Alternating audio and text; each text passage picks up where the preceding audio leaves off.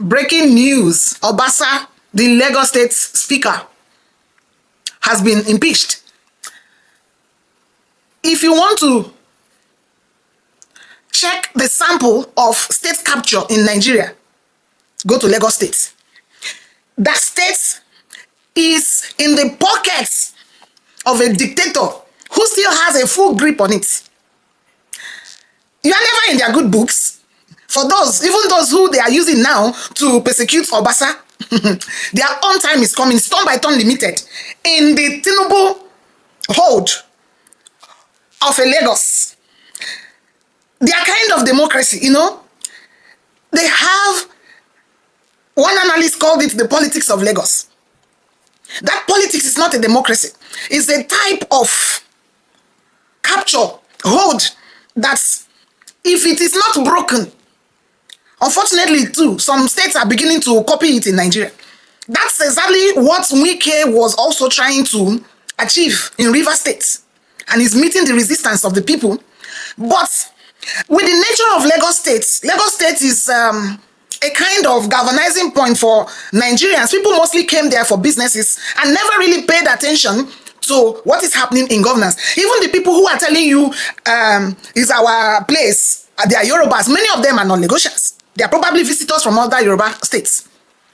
So because of that disconnect from governance, Lagos has a population. And that population is majorly not the indigenous people, because it's usually the indigenous that look into the nitty-gritty of government. But the people that are there are mostly people who came to seek livelihood and do business. That has also given Lagos the reputation of the commercial nerve center, or the commercial capital of West Africa. This lack of interest in what is happening in governance made these people, the Bola Tinubus, to have a serious hold on these states. You are never in their good books. After the 2023 election, Obasa was the one who was trying to adjust, to alter, to begin to change the laws of Lagos State to affect those who they see as their biggest threats, those who they feel hurt the opposition in Peter Obi to win Lagos State. So they started trying to use laws to change most of the things that happen in Lagos. The same way they used laws to consolidate the hold of Mr. President Tinubu on Lagos State. The man that practiced dictatorship in Lagos State and went on unchallenged for years. He is not unconnected with what is happening in Lagos State, because what happens is that they keep your matter for you, your dirty linen for you, until they can use it against you. That's how the mafias work. You may think you're together, you may think you're with them, but they never leave without cutting a part of your fabric, of your clothing, so that tomorrow they will show you, I still have a hand on you. So that is exactly what Obasa is going through. Obasa, who is feeling entitled, who is feeling cheated also, because considering the power struggle in that Lagos, even though they say they have this their GAC, governing council something, people who decide how power is shared in that Lagos. It comprises of their traditional leaders, some stakeholders, heads of parastatals, and cronies and friends of this dictator in Tinubu. And these people who have determined the power dynamics in this state, Lagos State, are ever loyal. And what they do is that they decide who will govern. And the decision is not based on competence, it's not based on abilities, it's based on loyalty. The present governor of Lagos State, Sanwo-Olu, has successfully gone through his tenure without pushes from these dictator mafias, simply because he's Beremole. The guy, the Beremole, he plays along. He's so loyal. Any day you begin to question the decisions of this mafia in the cabals of Lagos, in the, what do they call themselves? The Governor's Advisory Council, who Baba is their leader, you are in a hot soup. So Obasa watched Fashola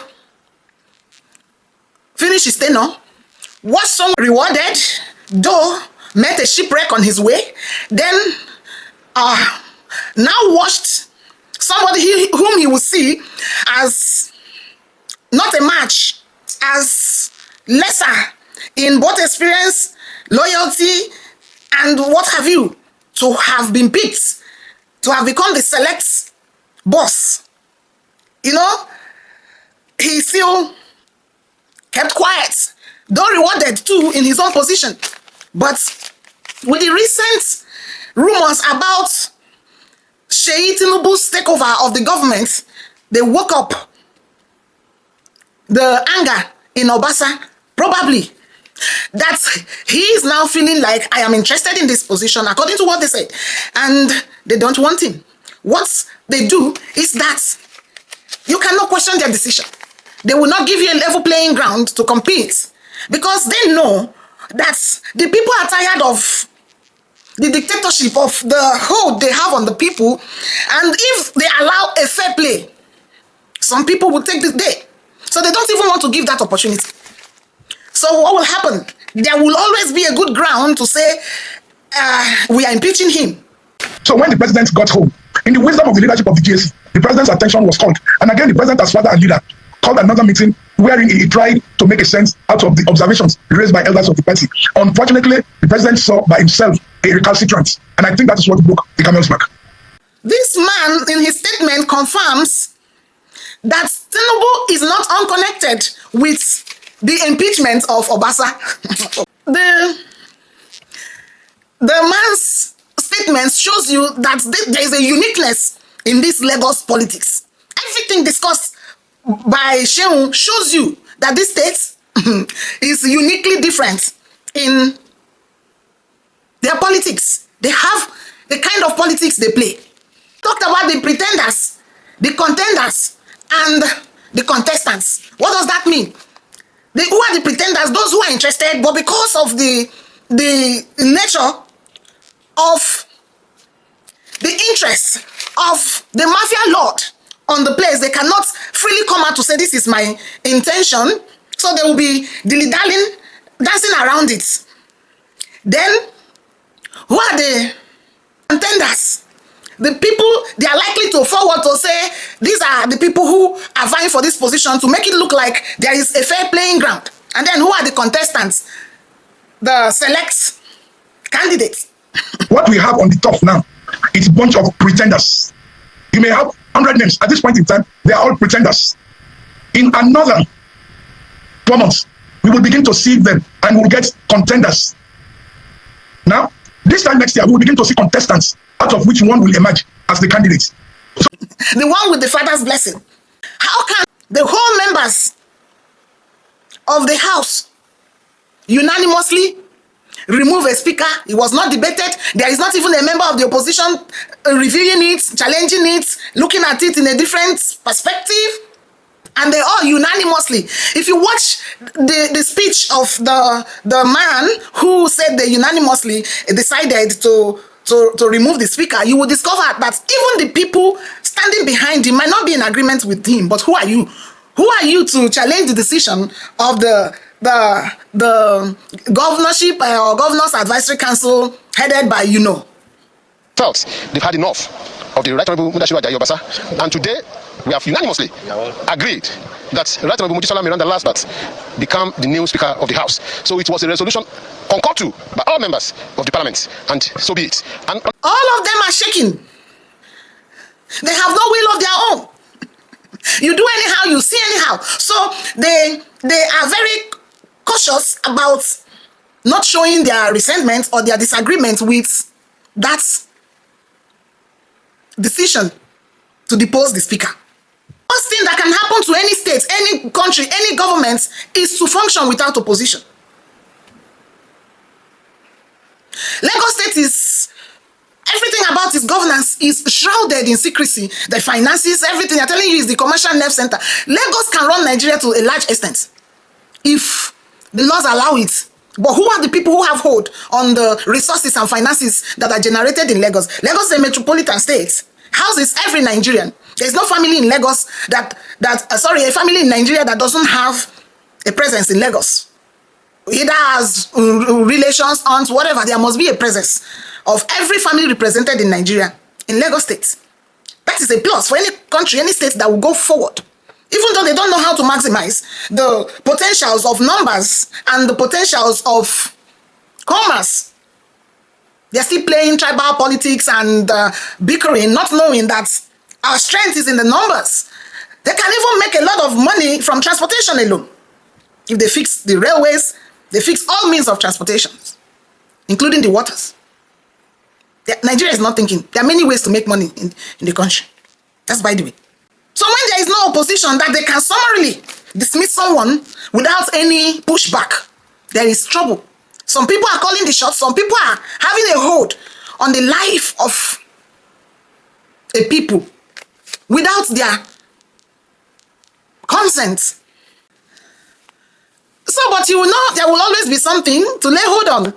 Call the dog a bad name to kill it. I'm not saying that this Obasa man has been at his best, but I'm just saying that he's getting his own share of the powers of the power lords. And things like this happen to put a deterrent to some people who might also come up to challenge any decision that is made. Lagos State has a history of these forms of impeachment and power play. Sometimes they allow you to run your tenure, and when it's time for a re-election, as in the case of Ambode, you're gone. Don't just enter the bad books of the mafias. Well, it is actually concerning, and really, Lagos State has to come off the grip of these power maniacs, and because it's not good for our democracy. Those examples are not good for our democracy. It's not good for the people of Lagos State. It is not good for Nigeria at large. And to think that the people cannot do anything, that is where it is so annoying, because they have formalized all the corruption, all the anomalies, and made them normal. When a lie is told repeatedly, it becomes the truth, it becomes the norm. That is why we will keep challenging systems, challenging things that are not normal if we have to go further. Nobody should keep quiet because it is Lagos State. Nobody should keep quiet because it's not happening directly to them. Because whatever we allow today will become normal somewhere, and it will creep to another place. The power tussle for 2027 has already started. And rumor has it that it is about the monarchy painted as a democracy in Lagos State. The taking over of the son of the president, Seyi Tinubu. Will Lagocians survive another year of this kind of legacy? And it is worse when it comes with a youthful energy.